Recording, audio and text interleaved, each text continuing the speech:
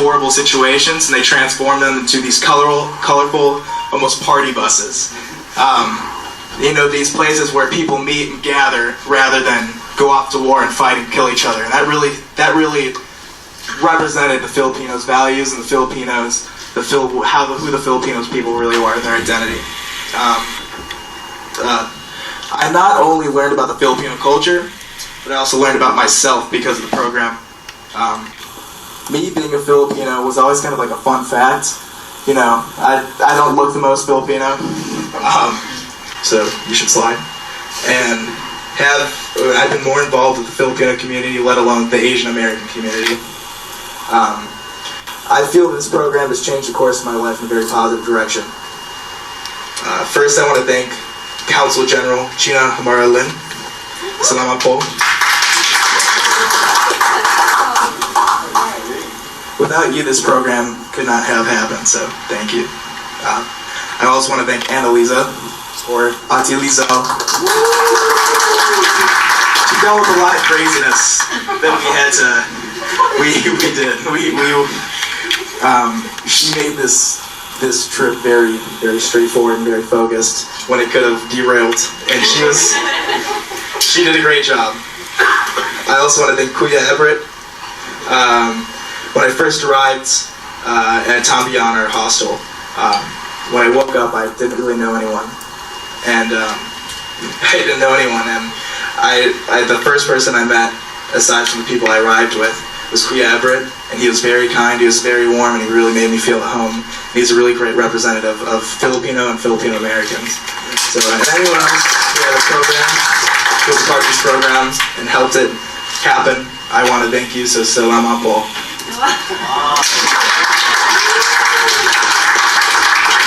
Thank you, Graham.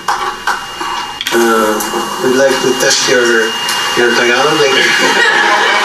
More than salamat po. If you can say nakakapagpabagabag, then you are Filipino. Next up is Miss Veronica Garrick. She's a first-year student at Loyola University, Chicago. And she's studying international business with minor in Spanish and on the pre-law track. She's also a leader in the community, Filipino American Association of South DuPage, and she's the reigning beauty queen of Passage. Let's give her a warm welcome. So, throughout my life, I always felt a sense of wanting to belong somewhere. Growing up in the United States as a second generation, I lost out on a lot of cultural experiences. I lived in what used to be the whitest city in America, though for my circle of friends rarely included anyone of an ethnic background.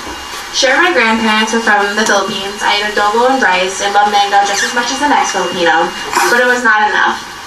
This immersion program with you lead and the Consul General of the Philippines, Chicago, gave me an opportunity to find what I was searching for over the past 18 years.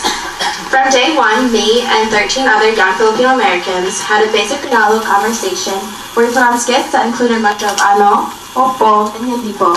Believe me, our accents, thank you Graham, were nowhere near perfected, but the 20 words we learned in those 30 seconds were more than we knew before we stepped foot off the plane in Manila.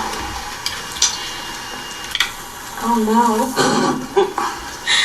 When we arrived in the Philippines, I knew that it was going to be extremely tough, and so when we went to Cavite, we were supposed to be building houses for 2 days, which was bound to be exhausting.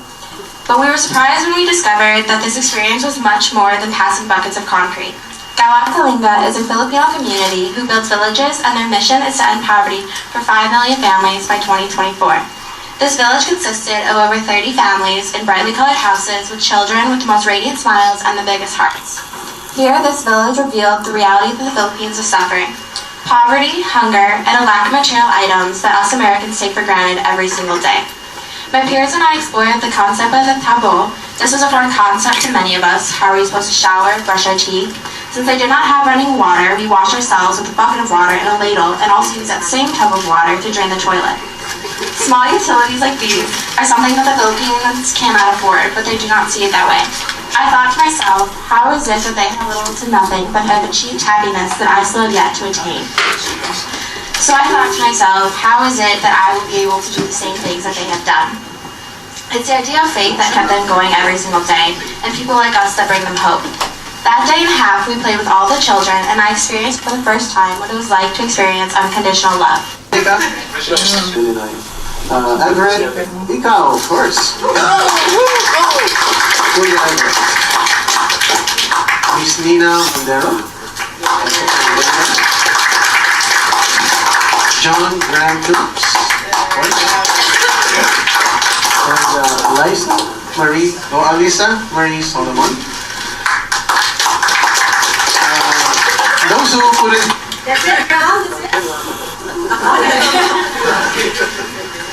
Can we ask those the stuff you would Another group. who were part of this project? Ate Lizelle. And see the Julie.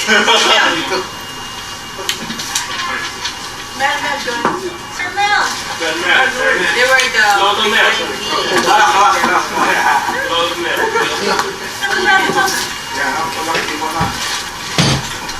I'm Nina Mondero, and I'm here at the consulate today because I was a participant in the Midwest U-Lead program this past week. How many days did you stay in the Philippines?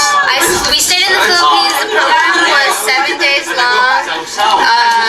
I was there for 10 days though, and we went around Manila, and then we went to Cavite and Tagaytay. Where were you born? I was born here in Chicago. Is this your first time you went to the Philippines? No, it was my second time ever to the Philippines. I went last year, but only just for vacation. We just went to Manila and then to Palawan. So this past experience was much different than my first time back. How were you involved in this project? Did you apply or somebody asked you to join? I applied. My dad heard about it because he's involved with the consulate sometimes. So he told me about it, and yeah, I applied. What is the name of your dad? Dennis Mondero. Okay. Tell me what are you will consider the highlight of your experience in the Philippines? The highlights were definitely going to Cavite and Tagaytay.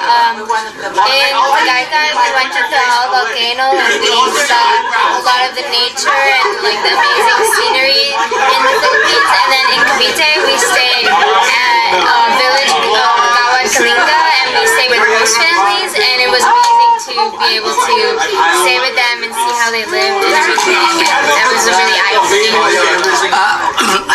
Do you have any particular significant experience that you would like to say, to tell us? Like Any interaction with the community, or were you able to talk to some locals? yeah, at the Gawad Kalinga village, we talked with a lot of little kids, like all the kids in the village, and it was my favorite interaction was just how all the kids, I couldn't really speak Tagalog as well as them, but they really embraced and just welcomed us in, and even though we couldn't physically verbally communicate with each other, they like still welcomed us and loved us and also wanted to play with us immediately, and it just shows that how much fun that they have and how much like happiness they have with such little material things that they have, and it was really amazing for me to see that. And do you still plan to go back? Yes, definitely. I want to go back as soon as I can. How young are you now? I'm 16 years old, almost 17. Are you in high school or in college? I'm in high school. I'm a junior in high school. And what do you plan to pursue in college, just in case? Do you have now? When in college, I'll definitely want to major in some STEM like science or mathematics. Yeah. Did you try to learn some Tagalog words? Yes, we tried. I only know the basic conversation, but yeah. Does your dad speak Tagalog? Both my parents were born in the Philippines, but I never grew up speaking Tagalog. I always spoke English at home, so. They did not talk to you in Tagalog? Okay. Maybe there are some courses in language. Maybe you can take up some Tagalog because learning another language is an asset. It's never a liability. You are like speaking encoded words Yeah. that nobody might not understand. So, in one sentence, how do you describe the whole experience? My experience with Youth League was amazing. It was really eye-opening to be able to travel around the Philippines and see all the different ways of life and see how people lived, and I'm very grateful to go on that trip. Thank you very much. And this is Joseph Gelarios of thepilamessenger.com. Thank you. My name is Joseph Gelarios of thepilamessenger.com. And I'm here at the Philippine Consulate in Chicago. And may I have your name again? My name's Jackie Constantine. Why are you here in the Philippine Consulate? I'm from Cincinnati, Ohio, and I'm here because I went on the first batch of the UV Leaders in Diaspora to the Philippines. And how many days did you stay there in the Philippines? About 9 days. 3rd to the 9th, so 6 days. Is this your first time in the Philippines? It was my first time. What can you say about your first time in the Philippines? I didn't really know what to expect. It's a very long flight there, so I was about to give up halfway through. But I'm very glad I went because I didn't know. I knew about Filipino culture from what my mom told me, but I never got to experience the true Filipino culture. After the program was done, I went to my family's province in Alaska, and I got to meet a lot of my family for the first time. So it was a very nice experience. What do you think, or what do you consider your highlights in the Philippines? When we went to the village, Gawad it